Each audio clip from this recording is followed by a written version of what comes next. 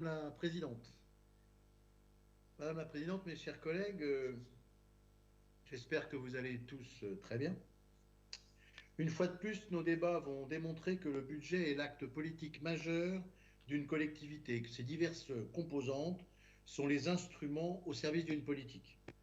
Depuis le 15 mars, les opérations budgétaires que notre Assemblée a approuvées face à l'urgence ou pour le plan de relance ont eu pour objectif de protéger les Nigériens, de soutenir l'économie nigérienne et l'emploi, d'accélérer la santé et la croissance verte.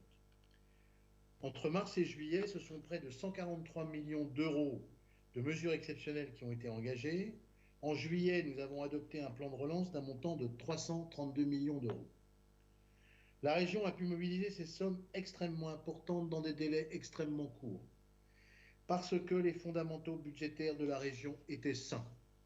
Chacun se souvient que le compte administratif 2019 que je vous ai présenté lors de la session de juillet a révélé une situation financière avec des clignotants au vert, approuvée par notre agence de notation. Baisse des dépenses courantes, stabilisation de la dette, épargne brute record, capacité de désendettement inférieure à 5 années, tout cela avec un montant d'investissement moyen de 450 millions d'euros parfaitement conforme à nos objectifs et sans augmentation de la fiscalité depuis le début du mandat. Bien entendu, et cela se vérifiera dès 2020, les fondamentaux budgétaires de la région vont évoluer pour s'adapter au contexte et pour faire du budget une arme anti-crise. Vous verrez ainsi l'épargne brute passer de plus de 300 millions en 2019 à 200 millions d'euros en 2020 et la capacité de désendettement passer de moins de 5 années à 10 années en 2020 pour rediminuer ensuite. En face de ces chiffres, le niveau d'investissement progresse. La présidente l'a rappelé tout à l'heure de manière très importante. 550 millions d'euros en 2020 et 2021 et en perspective 500 millions d'euros annuels en 2022 et 2023. Cela fait plus de 2 milliards d'euros sur 3 années. Une fois tout ceci contextualisé ou rappelé, nous allons examiner successivement la décision modificative numéro 3, puis les orientations budgétaires. La DM3 permet de compléter le plan de relance dans un certain nombre de domaines. On le voit dans l'économie pour abonder des dispositifs qui ont été extrêmement sollicités et pour renforcer la compétitivité des entreprises. On le voit en agriculture où des dépenses de fonctionnement vers les fermes bas carbone ou l'approvisionnement local et en investissement dans la stratégie agri-alimentaire. Vous le verrez dans la jeunesse avec 42 millions d'euros au soutien des organisations de formation professionnelle, dans le domaine de la santé avec 80 places de diplôme d'état infirmier créées et bien évidemment en matière de transition écologique avec un accompagnement à la rénovation énergétique. Ces différentes mesures dont vous avez le détail dans le rapport que je vous invite bien évidemment à lire provoquent des ajustements budgétaires qui restent modestes, notamment au niveau de l'épargne brute. À noter en annexe de cette décision de modificative un rapport sur les entités liées à la région, en ajoutant les dernières qui n'étaient pas incluses dans les précédentes publications, ce qui a fait dire au Césaire que le tableau était aujourd'hui extrêmement complet et bien documenté. Passons à l'essentiel de cette session budgétaire, les orientations pour 2021. Les orientations budgétaires des Pays de la Loire pour cette année, pour l'année prochaine, bénéficient à la fois du dynamisme du territoire, dont les fondamentaux économiques étaient solides avant la crise, et j'espère vont le rester, et une institution régionale à la santé financière robuste, je l'ai déjà détaillé. La crise et l'investissement massif de la région pour les Nigériens imposent une nouvelle trajectoire financière.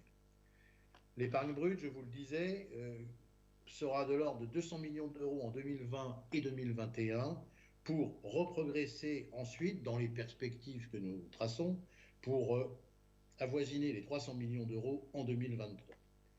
Au niveau de l'investissement,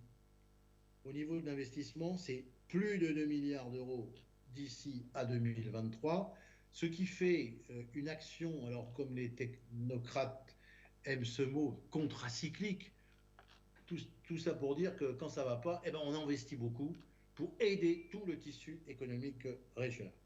Une capacité de désendettement qui va culminer à 10 ans en 2020, mais qui va redescendre ensuite vers 8 ans en 2023, et aucune action sur le levier fiscal qui reste inchangé.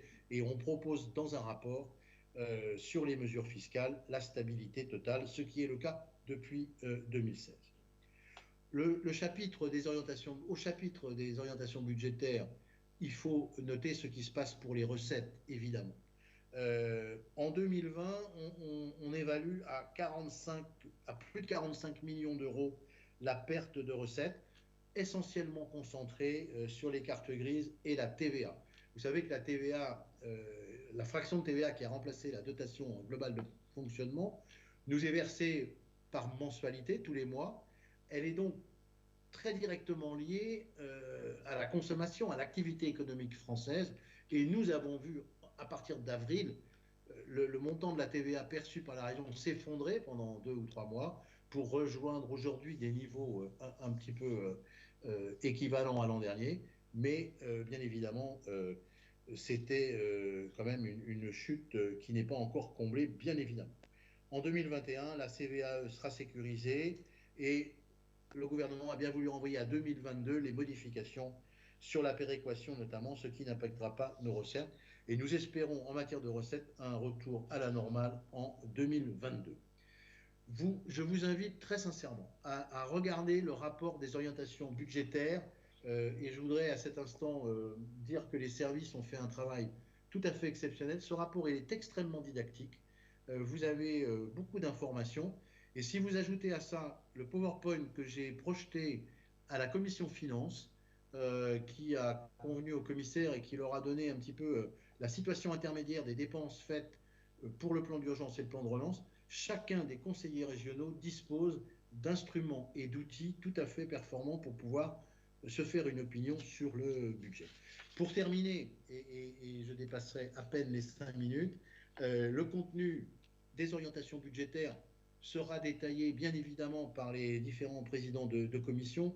Moi, je l'articule autour d'un double triptyque. Le triptyque traditionnel depuis 2016, le combat pour l'emploi local, le combat pour l'équité territoriale, le combat pour l'efficacité régionale. Mais à côté de ce triptyque, un triptyque plus nouveau, protéger les Ligériens, soutenir les économies et les emplois et accélérer dans le domaine de la santé et de la croissance verte et en général dans toutes les transitions. Le rapport, je vous le disais, donnera des détails. Vous verrez des offres de formation dans le domaine sanitaire et social, des enveloppes exceptionnelles de relance dans les territoires, de la transformation numérique, une politique RH ambitieuse, des innovations avec l'ouverture de l'école des métiers au siège de la région. Et puis je termine sur les économies que nous faisons, que nous avons faites et qui nous permettent d'être dans une situation extrêmement saine, avec un exemple très frappant. Depuis 2015, de 2015 à 2020, les dépenses de communication ont baissé de 39%. Presque la moitié. Nous avons fait un effort substantiel et qui doit être pour les Ligériens une excellente nouvelle. Voilà, en conclusion, Madame la Présidente, donc des orientations budgétaires de combat dans un contexte complexe, mais en gardant nos fondamentaux qui sont ceux de servir les Ligériens en leur donnant une région forte et bien structurée. Je vous remercie.